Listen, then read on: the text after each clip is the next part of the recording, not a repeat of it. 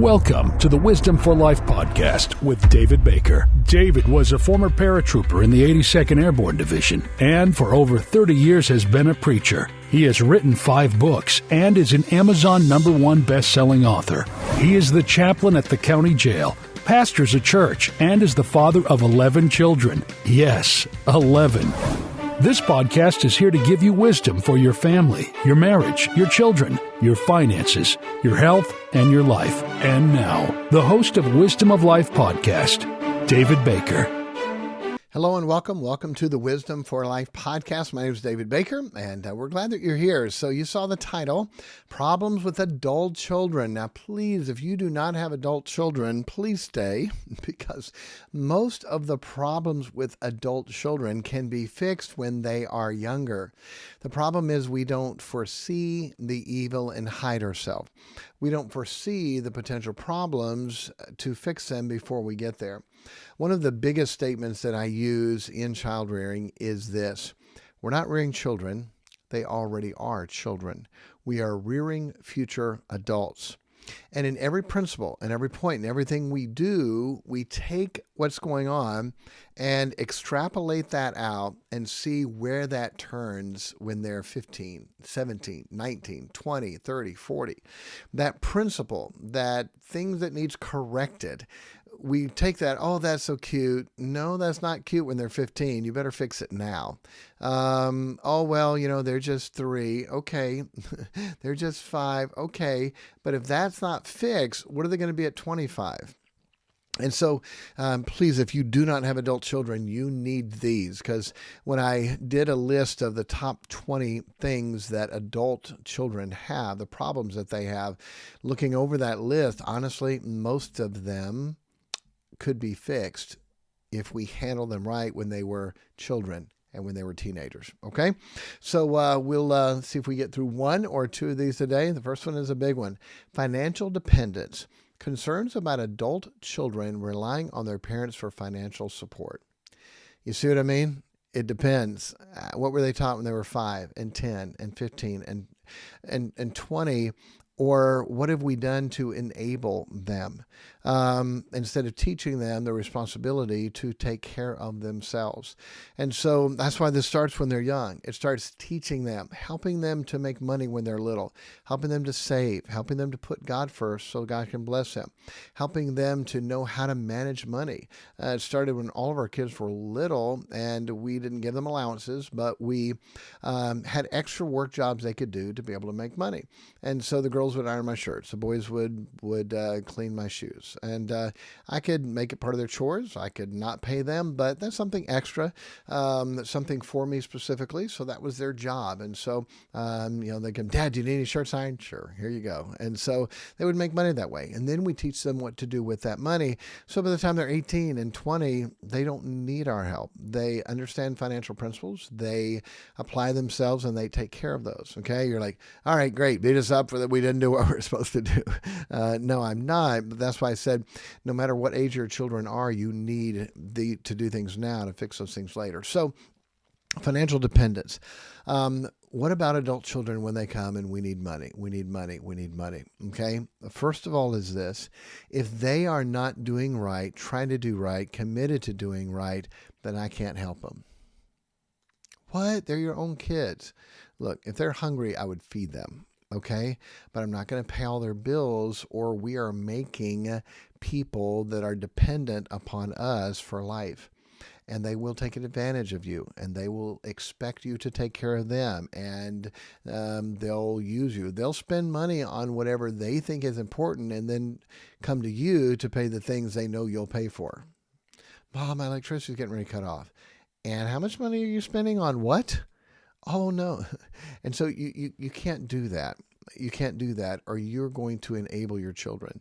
Being a preacher for 35 years, pastoring 31, 28, 29 years working with guys in the jail, I've seen so many people that are dependent upon their parents. Adults, they ought to be totally taking care of themselves and helping out mom and dad when they need to.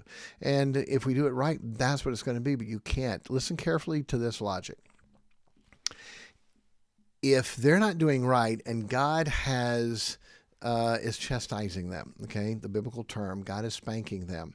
God has brought judgment on them. God is trying to help them to bring them back to God and to fix the things in their life. So God made it tough on them. God put them through a famine. God's putting them through a tough time to bring them close to God. And then mom and dad bail them out every time. Well, they're my kids. I love them. I don't want to see them go without. Then guess what happens? You've enabled your children and they will never get things fixed. And literally, here's the situation. If God put them in a tight situation so they get back to God, and then we bail them out of that tight situation, who are we fighting against? Amen. Who are we fighting against? Say it. Sorry. We're fighting against God. We're fighting against God. Now, if our children are trying to do right and they're going forward and they've made good decisions in their life and there's something we can do to be able to help them and there's a true, real need there and they're budging and they're not wasting their money and we can help them, then great. I can choose to do that.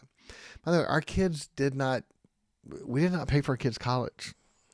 They went to an inexpensive college to get a good education, and they worked and saved up before.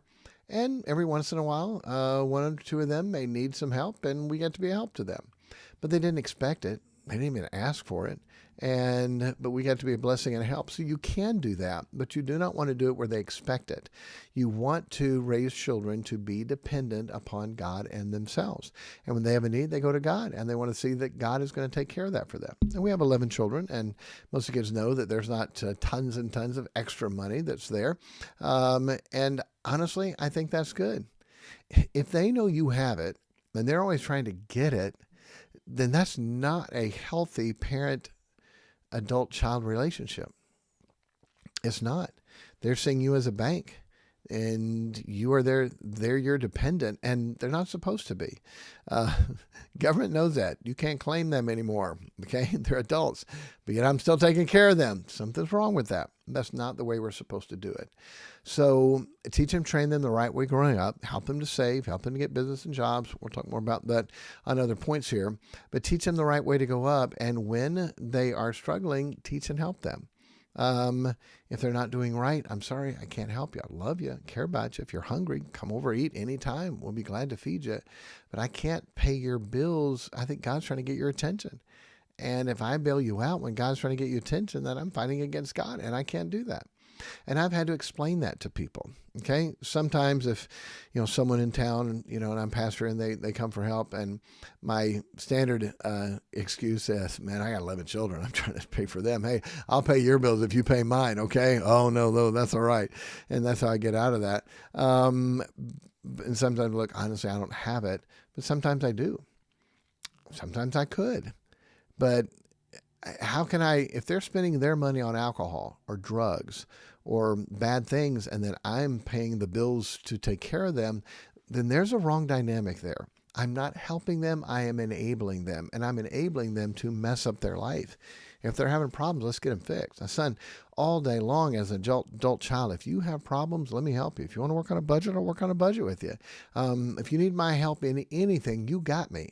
Okay, I'll be your dad until I die or you die. And if you need something, I'm here for you. I will help you. But I cannot just bail you out of financial problems, because that's not going to help you. And honestly, and I'm not just bragging, our kids haven't had that. Our kids work hard. They save money. They budget. They give. They tithe. They know what they're supposed to do. And we haven't had that. But I have had to counsel a lot of other parents. They're draining you. And they will continue to drain you as long as you let them. If you want to pay their bills, they'll let you pay their bills. And you can't. You're not helping your child. And that's the way we have to look at it. What can I do to help my child without hurting them? And many times we are. Okay? So it's called that tough love. It's called to sit down with them. Son, I love you more than I love myself. And you may be upset at me. You may not be happy with what I'm going to tell you, but I need to explain to this and why. Son, God is using this in your life to bring you closer to Him. Anyway, explain what I just did. I love you. I care about you. Man, you can come eat breakfast, lunch, and dinner at our house. We love you, and you're welcome. We're always going to feed you. But I cannot take care of all those bills if God is trying to get your attention. You need to get close to God and let God help you and bless you. And sometimes it's hard for kids to understand that. They do their own thing and they do their own way and they think it's going to work out. And they've got all these financial principles that, how it's going to work. And without God, it's not going to. Okay, without God, it's not going to. Okay. All right. Let's do one more for today. Career and job struggles. Supporting adult children in finding and maintaining employment. Okay. And for every point, just get used to it. I'm going to say, if we taught our kids right growing up, then we don't have these problems. It really is important when they're younger to teach them and to help them to get a job and to be able to work hard. The biggest thing is hard work. We've talked about that with children and teenagers. Okay. Next thing is people skills, being able to talk and confront and carry yourself well. The job interview is verbal. Okay. I got to show up. I work hard and I'm good with people. I'm good with the boss. I get along. I get along with people. I don't create problems. I don't stir up. I don't do drama. I work hard. I do what I'm told. And you hire me, I'll be the best worker you ever had. You say something like that, the boss is going to hire you if you can, just to see if you're for real. And then you do it. You work hard. You be the best worker you ever had. I love it. I mean, we've, you're 10, 15 years ago, went through some rough financial times and I wasn't full-time in ministry. I had to go get a job and to work some secular things. And my goal was always, when I went there, I will be the best worker they have. And I believe my bosses could tell you that. How come? You're the boss. You're in charge. What do you need me to do? And I looked out for them and thought for them and worked for them. So I explained this before, but it's a really good thing to make sure you teach your children. It's called to be a number one worker. If your child is a number one worker, they will never have a problem. I got so many people who want to hire my kids. My kids have had 3 or 4 job offers and they're working one place and someone says, hey, we want to hire you. And they've never had a problem with that. If you work hard and you're good with people, those are the 2 biggest things that people can handle and work with. You work hard, you show up, you do what you're supposed to do, and then you don't create drama. You don't cause problems. And so help your kids to be a number one worker. There's 4 levels. Number 4 worker, okay, number 4 worker is you tell them what to do and they don't do it. That guy's not going to keep a job. A number 3 worker, you tell them what to do and they do it, and then you can't find them. Where did they go? They're in a smoke break. They're in the bathroom. They're on their phone. They're doing something, okay? It's number 3 worker. In a really good economy, they may have a job for a while, okay? A number 2 worker. A number 2 worker is someone they do what they're told, and when they're done, they come back, sorry, boss, that's done. What's next? That guy will always have a job. Okay, he'll always have a job. Number 1 worker, you don't have to tell them what to do. They look around, they see what needs to be done, they learn what needs to be done, and they do it without being told. Guess what you call him? Boss, manager, owner. That's what you call him. Teach your children to be number 1 workers. I would much rather my children, if God's called them to, run their own business than just have to work for somebody. Now, they work for someone and make good money, and my kids do, and I'm amazed at how much money they're able to make because they work hard and they have good people skills. One guy was hired some of my boys, and he said, I was just looking. Well, the first guy, he said, I just need someone to show up. He'll show up every day. And they did, and ended up running crews for him and making great money. Another guy said, I've just been watching your personality to see the way you are, to see if I can work with you. Because if I don't work with people I don't like. I don't like to hang around. Their personality. Do I like their personality? What is that? People skills. Are they good with people? And if they're good with people, I like to be around them. They don't create problems for me on the job. I enjoy their company, and we can work well together. That's a big deal, okay? So teach them to be that number 1 worker and teach them to be good with people, good people skills. And if you do that, your kids aren't going to have a hard time with that. Now, if they're 20 and they're struggling with that, then teach them that at 20. And help them to put God first with that. There's a young man in our church, and good guy, good worker, but man, he couldn't keep a job. I mean, he was going through 3, 4, 5, 6, 7 jobs in a year and couldn't keep a job and didn't know what. And his dad said, son, you got to put God first. God's not going to bless you. He wasn't even coming to church but started tithing. Right after that, he got a job, and a good job, and kept the job. Then he started coming to church. Then he was ready to preach. Now he's in Bible college. Okay, true story. And blessed guy, blessed life. Bought his own house and own vehicle, and a young man. What a big deal that is. How come? Put God first. hard work and people skills. Okay, really is important, and important for your kids to be able to have that. So many parents do not get involved in their kids' life with things like this. But I have helped my kids get more jobs, lining up with people.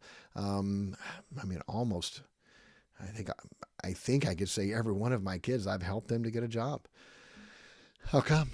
Now they got to work hard. They got to do the work. I can't do it. But if I can help them to get a job, it's going to be a blessing and a help to them. And my kids were working for people when they were 10 years old, 12 years old. My girls had a boss when they were 10 and 12, 8 and 10, and a good lady in church. And they did crafts for her, and they worked for her, and she paid them, and she was a good lady. She influenced them for good. And my girls got to work and learn things from them and learn crafts. It was an awesome thing. And that was my connection. My boys started working construction, 16, 17 years old. That was my connection. And starting them, connecting them here to all these people. I want them to learn, but I always make sure good people, and they're going to be learning a skill that's going to be able to help them and bless them in their life.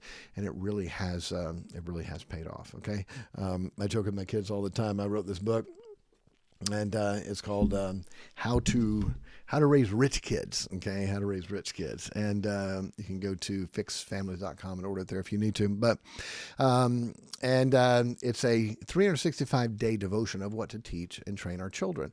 And so, it's on Amazon too, if you just want to go get it there. But it's what to teach our children, and it's 52 topics with 7 lessons for each topic. Anyway, and we taught our children that, and it works. So I joke with my kids and say, all right, I wrote this book called How to Raise Rich Kids. So, man, I need my kids to be rich. And it's amazing how blessed they are, and where they're going and what God has for them. And I've got one that just turned 30, one that's over 30, and to see where they are and so blessed in life.